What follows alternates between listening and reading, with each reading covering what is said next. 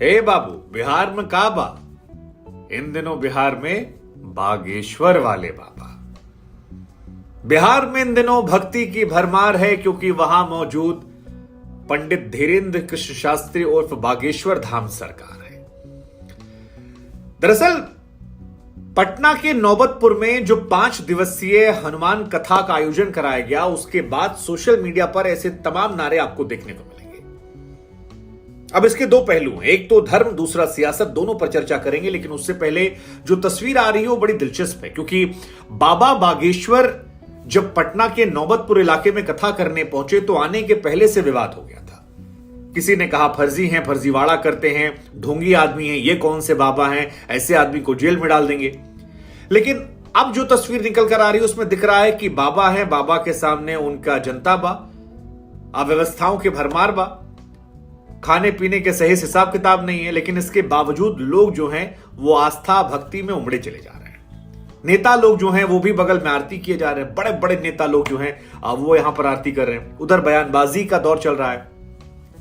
लेकिन इन सारी तस्वीरों के बीच में अगर आप गौर करेंगे तो लोगों का जुनून, पागलपन बागेश्वर धाम सरकार को लेकर इस वक्त चरम पर है। पसंद नापसंद वो अपनी अपनी जगह, लेकिन इसमें भक्ति के साथ सियासत का मेल बा। देखिए, अब सियासत को समझना है तो आपको पंडित धीरेन्द्र कृष्ण शास्त्री के नौबतपुर में दिए गए बयानों को समझना पड़ेगा। रामचरितमानस को लेकर खूब विवाद हुआ था, शिक्षा मंत्री चंद्रशेखर ने किया था। उसको लेकर उन्होंने कहा कि रामचरितमानस का पान बिहार नहीं सुनेगा। कहा कि बिहार के लोग कहते हैं लोग पिछड़े हैं, लेकिन ये पिछड़े नहीं हैं, ये भक्ति में डूबे हुए लोग हैं। उन्होंने कहा कि बिहार की आबादी जो है वो 13 करोड़ है और हिंदू राष्ट्र की शुरुआत यहीं से होगी। अगर 5 करोड़ आदमी धर्म के प्रति समर्पित हो जाएं, टीका लगा लें, भगवा पहन लें, तो फिर हिंदू राष्ट्र बनाने से कोई रोक नहीं सकता और ये बिहार से शुरू होगा। ये भी कहा लोगों से कि अपनी जान को जोखिम में डालकर हम यहां पर आए हैं। बिहार वालों, 2 हाथ वालों से क्या डरना है तो ऊपर वाले से डरो, माथे पर तिलक लगा लो।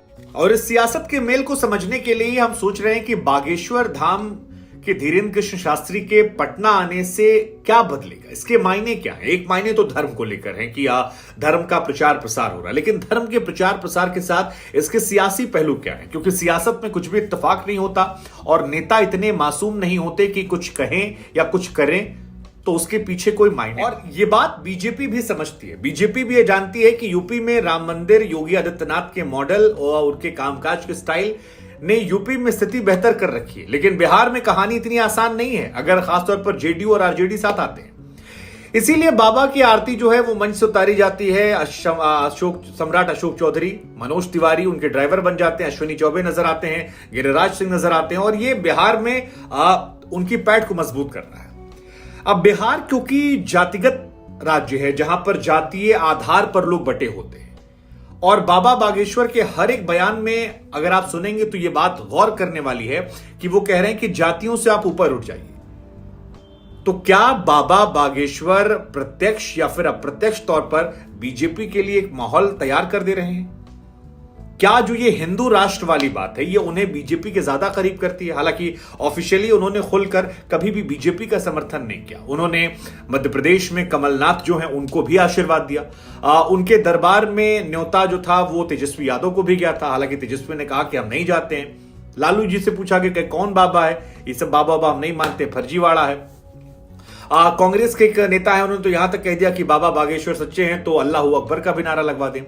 लेकिन कुल मिलाकर ऐसा लग रहा है कि बाबा बागेश्वर की रैली जो है, ये भीड़, ये माहौल, ये 24 के चुनावों से ना छूते हुए भी छूती हुई अब सीधे सीधे नजर। लेकिन मध्य प्रदेश और यहां पर एक अंतर है। मध्य प्रदेश में कांग्रेस जो है वो थोड़ा हिंदुत्व की तरफ झुकी हुई है। कमलनाथ जो है वो अपने मंचों पर, अपने पार्टी के दफ्तर पर भगवा लहराते हैं। लेकिन बिहार की सियासत जो है वो आरजेडी के लिए MY फैक्टर पर चलती है। नीतीश कुमार पिछड़ी जातियों को लेकर चलते हैं और यही जातियां जो हैं ये बिहार में बीजेपी की परेशानी का सबब बनती हैं, क्योंकि बीजेपी कोशिश करती है कि 80 और 20 का खेल हो जाए, जिसमें 80 को एक तरफ कर दिया जाए, उनका वोट बैंक सिद्ध हो जाए। बीजेपी के जो नेता हैं वो लगातार बाबा के इर्द गिर्द हैं। विपक्ष कह रहा है कि ये लोग बाबा के सहारे सियासत चमकाना चाह रहे हैं। प्रशांत किशोर हो या जितने भी नेता हो, वो सभी कह रहे हैं कि अब बाबा के सहारे ही क्या निकलेंगे, फर्जीवाड़े के आरोप लग रहे हैं। लेकिन बीजेपी ये कह रही है कि देखिए उधर जो लोग हैं वो नमाज पढ़ने जाते हैं, इफ्तार में जाते हैं, टोपी लगा लेते हैं, जालीदार गमछा लगा लेते हैं।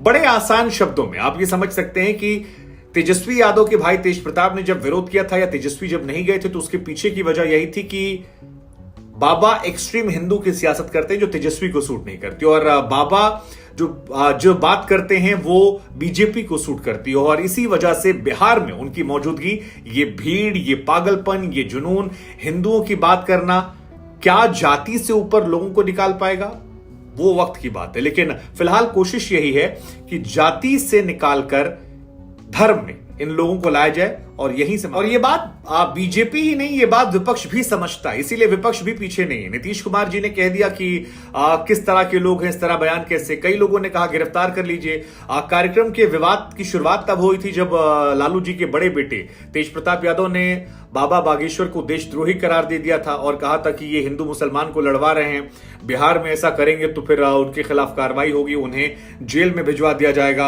अब तक ऐसा कुछ नहीं हुआ है। कई लोगों ने आडवाणी जी के रथ यात्रा से कंपैरिजन किया। हालांकि उसी समय बीजेपी के तमाम जो नेता थे जो इस पूरे विवाद में कूद पड़े थे और कहा कि रोक सको तो रोक लो, किसी की हैसियत है तो रोक कर दिखा दे। तो ये तमाम बातें इत्तेफाक नहीं, ये तमाम बातें जो हैं ये सोची समझी प्लानिंग है। और इस प्लानिंग के पीछे कहानी जो है वो वही है कि जातिगत राजनीति को हिंदूवादी राजनीति में तब्दील कर देना।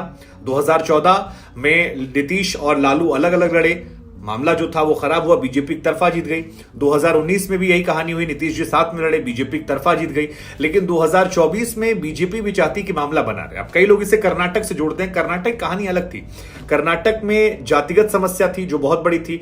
दूसरा, कर्नाटक में 3 पार्टियों का चुनाव था, मुस्लिम वोट सारा एक तरफ चला गया, रिवर्स पोलराइजेशन जो था उसका फायदा कांग्रेस को मिल गया। जिन इलाकों में प्रभाव था बजरंगबली का वहां बीजेपी को सीटें मिली, तो धर्म की सियासत पूरी तरह खारिज हुई ऐसा नहीं है। प्लस वहां करप्शन का मामला था क्योंकि बीजेपी गवर्नमेंट में थी। बिहार में मामला ऐसा नहीं है और चुनाव जो है 24 का वो मोदी के नाम पर है, किसी बम्बई के नाम पर। शायद बीजेपी को लगता है कि अगर नरेंद्र मोदी के नाम पर जाति से निकालकर इन्हें धर्म में जोड़ दिया जाएगा तो शायद फायदा हो जाए।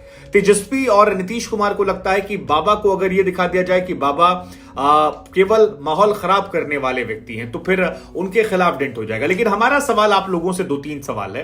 पहला सवाल यह है कि क्या बाबा बागेश्वर की जो ये यात्रा है ये सियासी हो चुकी है पूरी तरह से, इसका धार्मिक प्रभाव जो है वो है, लेकिन धर्म और सियासत दोनों एक दूसरे का अभिन्न अंग हैं और ये हमने हर राज्य में देखा है। यूपी, मध्य प्रदेश, कर्नाटका, राजस्थान, हर जगह देखने को मिलता है। तो क्या इसे केवल धर्म के एंगल पे देखा जाए? दूसरा सवाल, बाबा बागेश्वर धर्म के तौर पर बड़े आदमी बन चुके हैं, उनके लाखों करोड़ों फॉलोअर हैं, लेकिन क्या इसमें सियासी ताकत भी है? जैसे कि आरोप लगते थे अन्ना हजारे के आंदोलन को लेकर कि उस आंदोलन को हाईजैक कर लिया गया था और उसमें विपक्ष की पार्टियों ने ताकत झोंक दी थी। तीसरा, क्या जो लोग यहां पर आ रहे हैं बाबा के पास और धर्म की बात सुनने आ रहे हैं वो धर्म से उठकर, जाति से उठकर धर्म के नाम पर वोट देंगे? और क्या जेडीयू, आरजेडी और कई और पार्टियां जो मिलकर कोशिश कर रही हैं बाबा बागेश्वर को लेकर वहां ना जाकर, इसका उनको फायदा होगा या फिर इसका नुकसान होगा? खैर जो भी होगा, बिहार भक्ति में है। हमें लगा कि हम आपसे पूछते हैं कि इनके मायने क्या, आपकी नजर में क्या लग रहा है आपको कि ये का चलत बा?